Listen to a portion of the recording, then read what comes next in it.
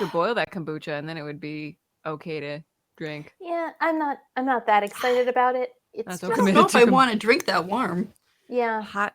I mean, it is Hot. tea after all. I guess. I guess. Are there Yeah. are there certain teas that just taste better cold though? Like it's Are there? maybe Like maybe milk tea, certainly. yeah. But you can have hot milk tea. It's actually pretty Can good. you? Oh. Yeah. Yeah. Um, It's really just it's normal tea that you've added milk to, kind of. yeah. It's But like basically more just of I it. suppose that's true. sweet. I was thinking about the hot stuff in tea like with the milk. sealed top, with the that you Yeah. stab. I like food you can stab.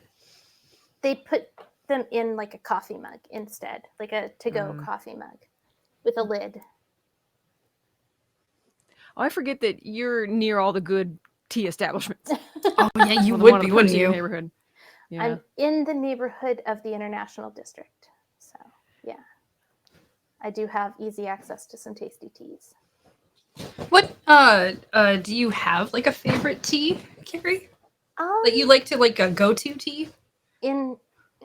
from Oasis, I usually do what we largely, as a group, call the Soraya, which is a hot jasmine milk tea with half boba, because that's what Soraya orders every time. Soraya, who's been doing comms on Night Watch, was the first to order that regularly, and it's become a default order.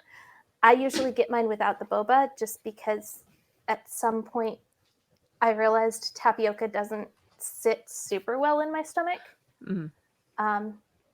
But they've got a ton of tasty things there. And for tea at home, I do usually either Earl Grey, or I found there are several types of tea that are kind of seasonally Christmas-ish related. Yeah.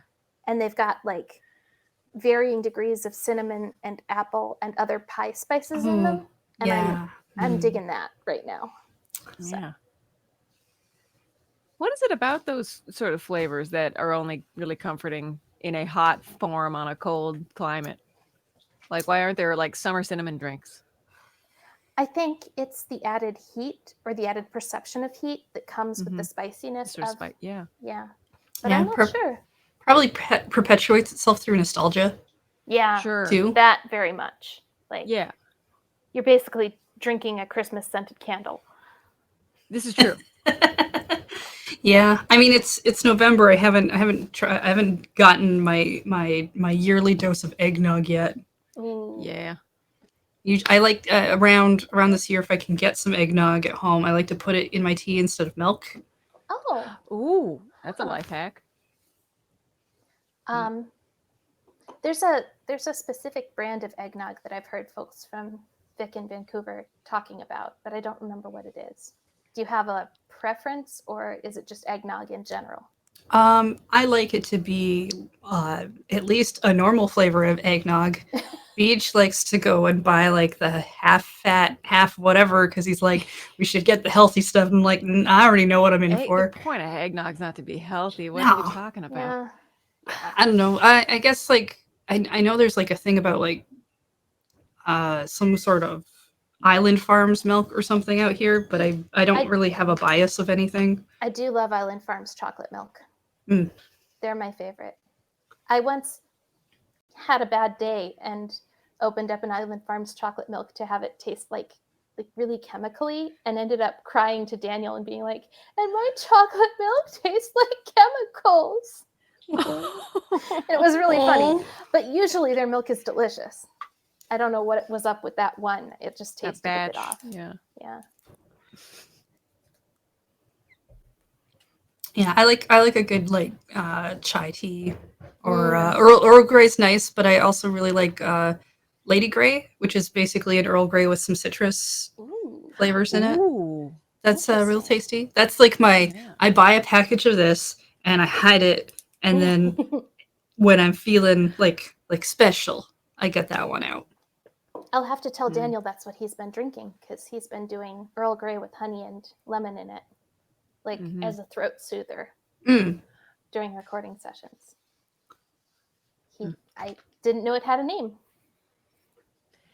Yeah, I just learned about there's, the London fog, which is Earl Grey with I think foamed milk and vanilla, right? And similarly, there's a Seattle fog I've seen at some places, which is that market spice tea, Yeah. Oh yeah. but the same treatment. And I'm wondering if there's like are there other regional fogs I should know about? There are actually, I believe once I looked up a whole Wikipedia article about it. Oh my God, of course. It's kind of like oh man, like you know how there's different kinds of breakfast teas. Yeah. Because it's basically like that. Some places have kind of a local variant, and then there's like bigger places will have maybe like a larger regional variant.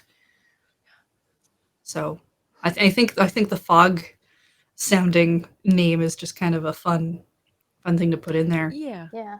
Ugh. We have a tea at home that I picked up. It was like from a batch of stuff at the moon base, so I was like, oh, that sounds fun. I grabbed a couple, and it's like I think Canadian breakfast from Murchie's, and it's basically what you expect out of a breakfast tea, but maple as like AF, and I can't. It's generally not a flavor I want out of my tea most of the time, so it's like, oh right, that tea sounds fun. Oh right, it's Yeah.